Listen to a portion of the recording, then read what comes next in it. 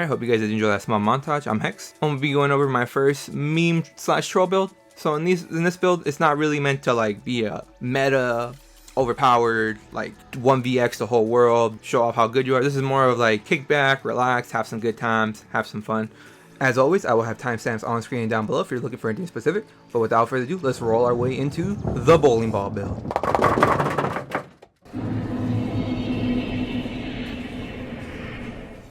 Alright, so for the first set we run is Hatchet and Shell, very solid. Adds armor, and health. 5-piece, whenever you take damage, you gain a damage shield that absorbs up to 10k damage for 6 seconds. This effect can occur every 6 seconds and scales off your max health. This is the reason we are able to stay in mist for a long time. Not only does it give us solid stats for the 2 to 4 piece, and believe it or not, Blood Mist actually reduces your damage taking of shields you have on. So this is why. So when we practice in our shield, not only are we basically getting a free health. I do run a mythic on this build. Leositis adds almost 3300 max health, adds health recovery, which is kind of a joke to always read, also adds 4000 armor. So with this, it gives us a lot of health and it gives a lot of armor. It does reduce your block mitigation to 0. We're in mist, so the whole point of this is to stay in perma mist. The next that I do run is a 1-piece Earth Core. 1 piece adds 4% healing done, really good. I did try out 1-piece armor. It was okay. Wasn't bad, but I felt like the healing done was just way better. I do run the Maelstrom Perfected Restoration Staff back bar. You can just run a Dreamer back bar if you really wanted to. Now for the main set we do run, my secret set that I'm going to tell you guys now about is Dreamer. For the 5-piece, when you take damage while you're under 35% health, you knock down all enemies within 4 meters of you for 2 seconds and restore 1000 magic. This effect can occur once every 7 seconds. So this is the reason we are able to knock down people. You know, obviously, hence comes the name, the bowling ball build. We're in a mist, we knock people down. Basically, think of the enemies as pins, and we're the bowling ball, and we come in and we knock them down. It's a full meme build. It's just really fun to do. So for the body, I do run a Gaze of Sithis helmet, a heavy shoulder of Earth Core, and then for the heavy, I do run Hatchet and Shell. Obviously, it comes in heavy, so Hatchet and Shell chest, hands, legs, and feet. And for the waist, I did run a Dreamer sash. I do have a Dreamer's necklace and a Dreamer's ring. And for my last ring, I do have a ring of the Hatchet and Shell.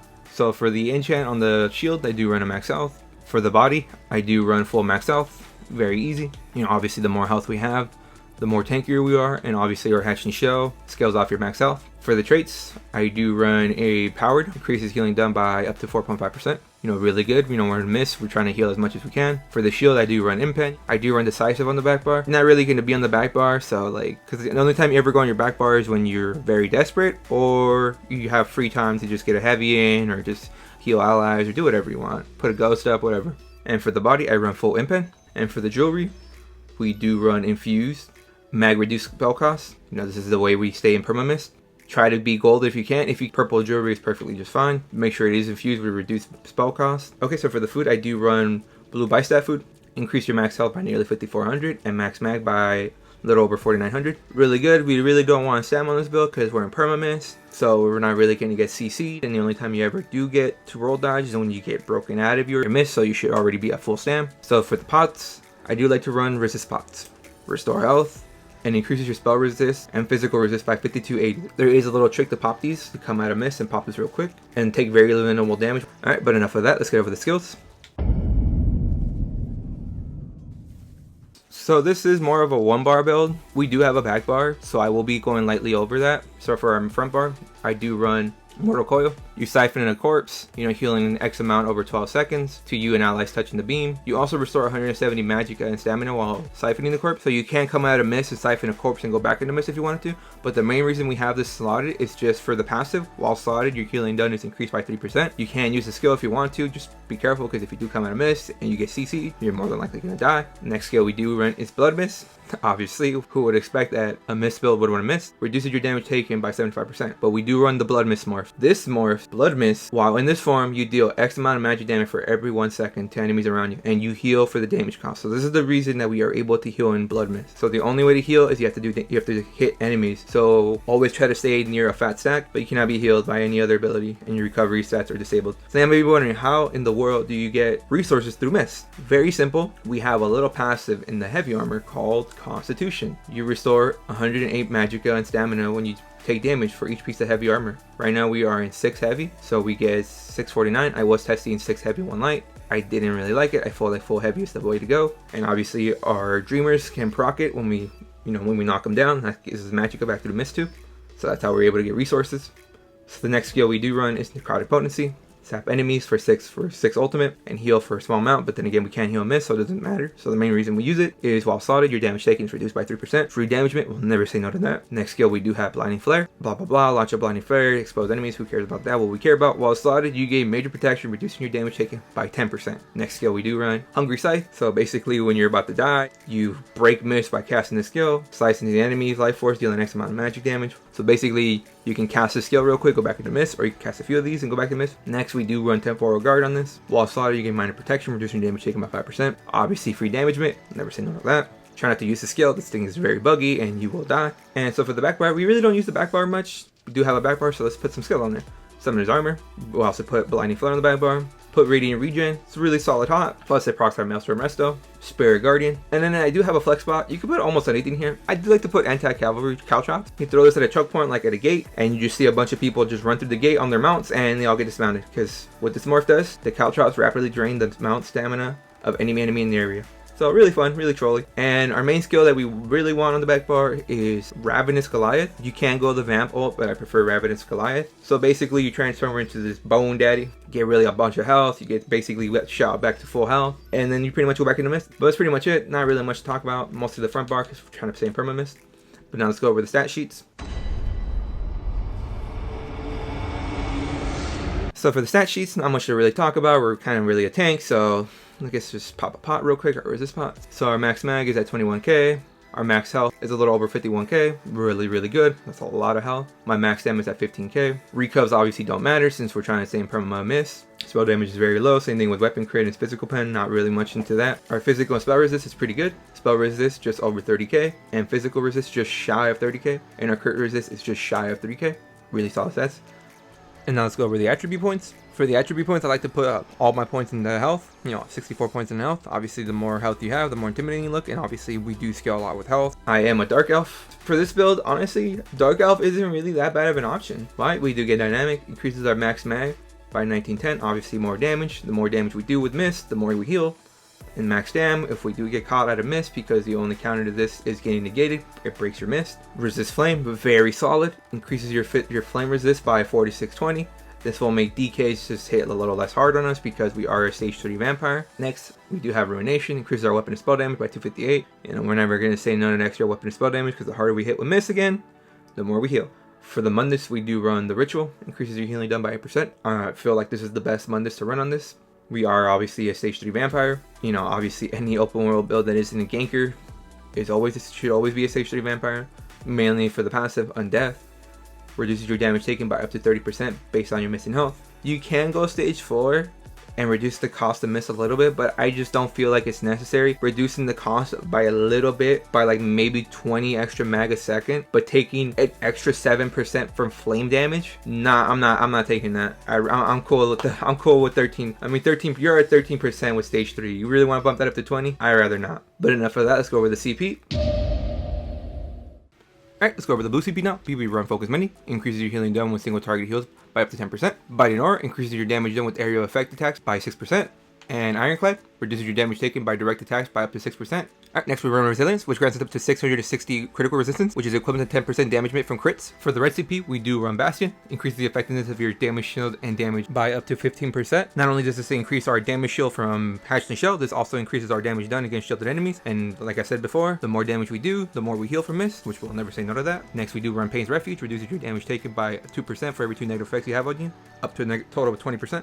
Very solid, obviously we're gonna have that whole bar filled up with nothing but negative effects, so we're gonna be able to get 20% tankier. Next we do run Juggernaut. While under the effects of crowd control immunity, you take up to 5% damage reduction. Believe it or not, when you're in mist, you do gain Sin immunity, so this actually does proc while we're in there. And Balance Vitality grants us up to 1400 max health. Obviously really solid, not only do we get more health for our Hatchling Shell, and it also makes us look more intimidating with more health. Now let's go over the green CP. Doesn't really matter, Rationer, Liquid Efficiency, Gifted Rider, and Seed's Blessing.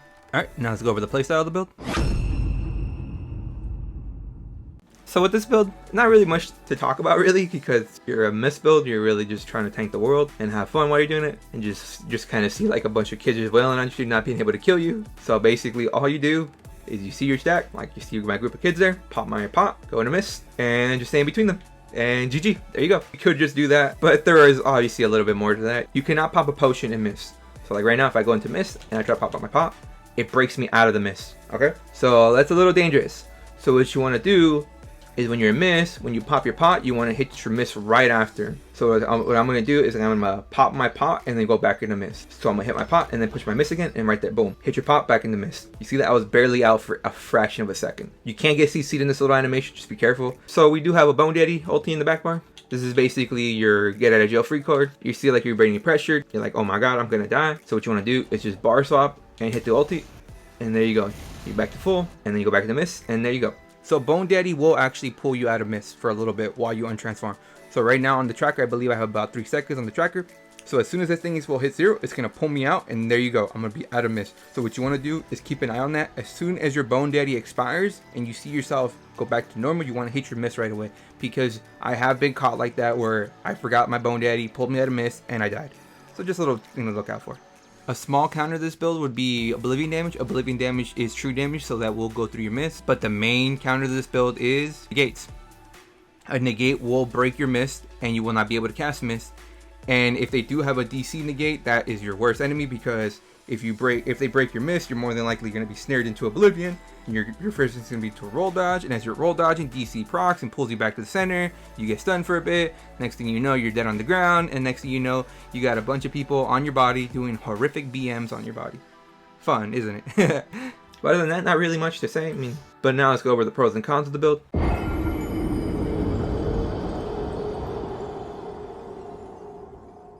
So with any build, obviously there are pros and cons. This is more of a meme and troll build, so I'll take this a little bit lighter. The main con, obviously it's a troll build. What do you expect? You're not gonna 1vx the world. You're not gonna be on top 5 plays. You're not gonna do any of that. And the thing is, you will get BM'd a lot. When you do inevitably die, people will BM your body and do things to your body. So if you don't have thick skin, just be wary of that. But honestly, you did your job.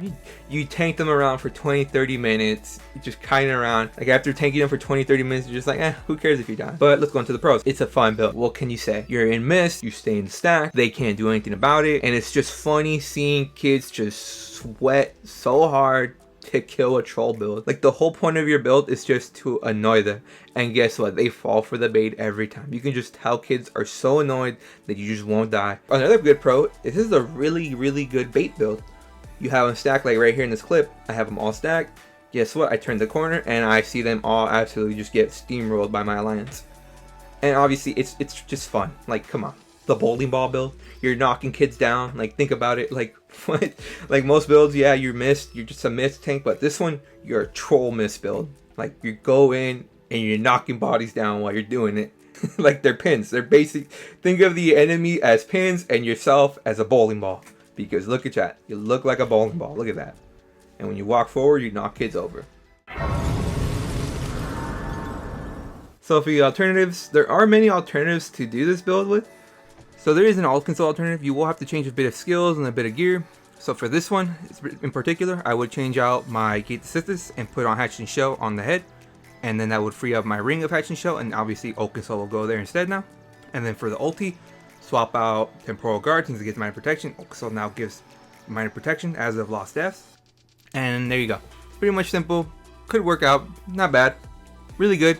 Oaken Soul does have, its pros and cons as well. But if you guys would like to see more of an Oaken Soul build as of the Lost Deaths patch, so the nerf Oaken Soul with other classes, leave a comment down below and I will gladly make that. It's just those will have to go more in depth and like change this and that, especially with classes and this and that and this passive. There's a lot to do with that. So for that video, if you guys want to see that, I can make that no problem for you guys. Just let me know.